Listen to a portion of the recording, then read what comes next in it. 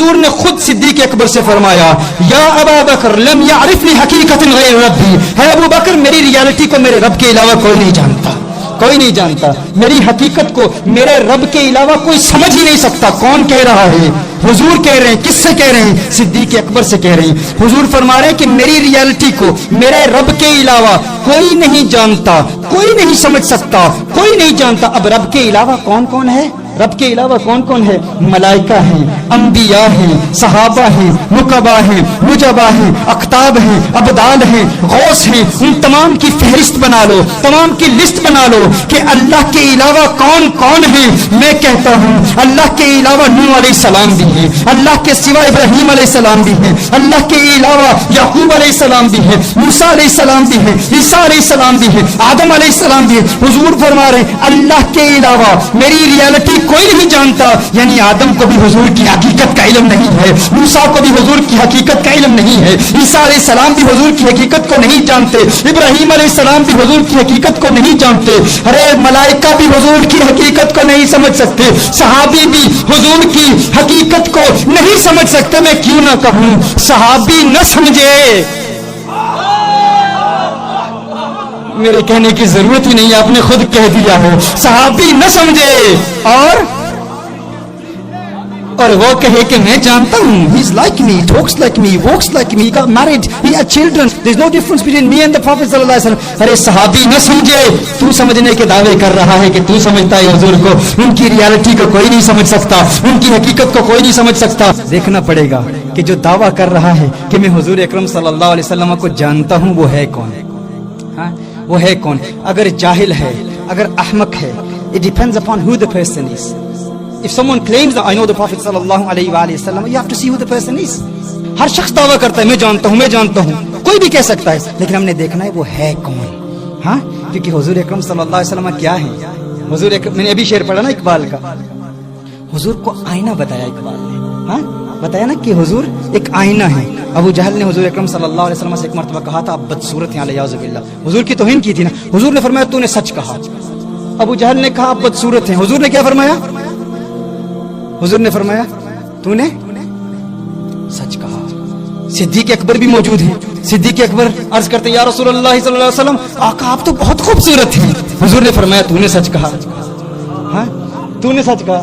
اب ظاہر بظاہر تو ایک کنٹرڈکشن ہے نا، ہاں اور کنٹرڈکشن کس پر دلالت کرتی ہے؟ اگر تعارض ہو، کنٹرڈکشن ہو تو جھوٹ ہوتا ہے نا، کہ حضور فرما رہے ہیں اور نبی بدصورت ہو بھی نہیں سکتا، یہ بھی آپ جانتے ہیں نبی بدصورت نہیں ہو سکتا، اور حضور نے یہ فرمایا کہ تو نے سچ کہا۔ ابو جہل نے کہا آپ بدصورت ہیں علیہ باللہ، حضور نے ارشاد فرمایا تو نے سچ کہا۔ سیدنا صدیق اکبر فرماتے ہیں آپ خوبصورت ہیں، آپ نے ارشاد فرمایا تو نے سچ کہا۔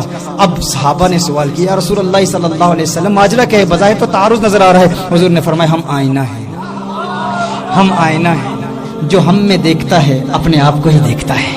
ہاں ابو جہل بدصورت تھا، اس نے مجھے دیکھا، اپنی صورت کو دیکھا، اپنی صورت کو بدصورت کہا۔ میں نے کہا تو سچ کہتا ہے تو بدصورت ہے، میرا صدیق تو خوبصورت ہے، خوبصورت آنکھوں سے مجھے دیکھا، مجھے دیکھ کر اپنے آپ کو دیکھا، اپنے آپ کو دیکھ کر کہا تو خوبصورت ہے۔ میں نے کہا ہاں صدیق تو خوبصورت ہے، ہاں صدیق تو خوبصورت ہے۔ میرے آقا نے فرمایا ہم آئینہ ہیں، آئینہ انسان کو اس کی ریالٹی دکھاتا ہے، آئینہ انسان کو کوئی اب آئینے پر اعتراض کرنا شروع کر دے آئینہ بدصورت ہے، آئینہ بدصورت نہیں تو بدصورت ہے، تو بدصورت ہے۔ ہماری محافل میں بھی کچھ لوگ کبھی کبھی کہہ دیا کرتے ہیں اگر حضور موجود ہیں تو دکھا دو، دکھاؤ کہاں ہیں؟ آپ کہتے ہو ہماری محفلوں میں آتے ہیں تو ہمیں دکھا دو، ہم کہتے ہیں تمہیں کیسے دکھاؤں؟ ابو جہل کے سامنے موجود تھے کہ نہیں؟ حضور ابو جہل کے سامنے موجود تھے کہ نہیں؟ موجود تھے نا۔ ابو جہل دیکھ سکا؟ ابو جہل دیکھ سکا؟ اس کے سامنے بالکل سامنے موجود تھے، وہ نہ دیکھ سکا، وہ گرو ہو کر نہ دیکھ سکا۔ اس چیلے کو میں کیسے دکھاؤں؟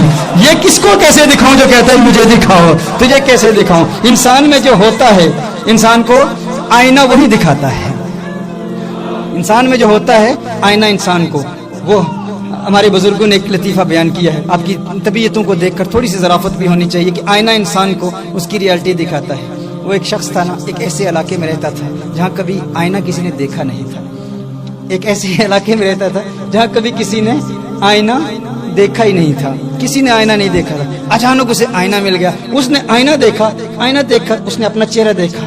اب اس نے اپنا چہرہ کبھی دیکھا نہیں تھا، اسے اپنے ابا جی کا چہرہ یاد تھا. اس نے آئینہ دیکھا, اس نے کہا شاید میرے ابا جی واپس آ گئے. ارے مدتوں پہلے انتقال فرما گئے تھے, والد صاحب مل گئے. بڑا خوش ہوا ابا جی کو دیکھ کر. گھر میں آیا, الماری میں ابا جی کو رکھ لیا. ہر روز الماری کھول کے ابا جی سے باتیں کرتا, راز و نیاز کی باتیں. ابا جی مل گئے وہ اتنے عرصے کے بعد, ابا جی کا دیدار ہو رہا ہے, اب ابا جی سے باتیں کر رہا ہے. اب بیوی اس کے گھر میں تھی, بیوی کو شک پڑا.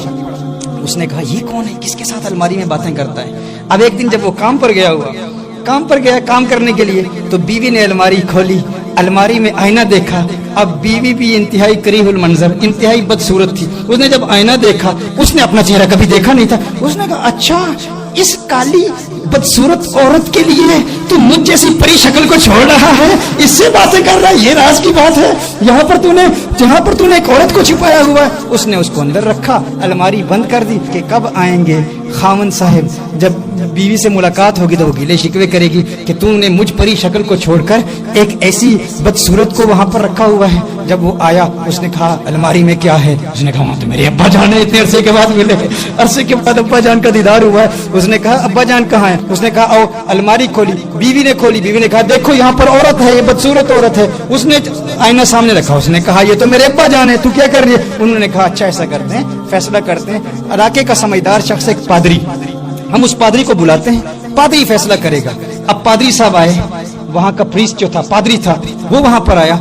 پادری صاحب آئے تو پادری صاحب نے آ کر انہوں نے کہا کہ میں فیصلہ کرتا ہوں. اب پادری کا فیصلہ دیکھیے. پادری نے جب الماری کھولی تو اس نے جب الماری میں دیکھا تو اسے بات سمجھ میں آئی. اسے کیا بات سمجھ میں آئی, پادری نے کس بات کو سمجھا, غور کیجیے گا. پادری نے جو ہی الماری میں اس آئینے کو دیکھا تو پادری آئینے کو دیکھ کر وہ کہتا ہے ارے تم لوگ آپس میں لڑ رہے ہو, جھگڑ رہے ہو, ایک مدت سے تمہیں کہتا ہوں جو ہمارے دین سے دور جاتا ہے اس کی پھر یہی حالت ہوتی ہے, وہ کسی بات کو سمجھ نہیں پاتا, کسی حقیقت کو سمجھ نہیں پاتا. تم لوگ دین سے دور ہو, اسی لیے اس کو عورت نظر آ رہی ہے, اس کو اپنے ابا جان نظر آ رہے ہیں. ارے عقل کے ناخن لو, عقل کے اندر تمہیں نظر نہیں آتا, اس میں ایک پادری ہے.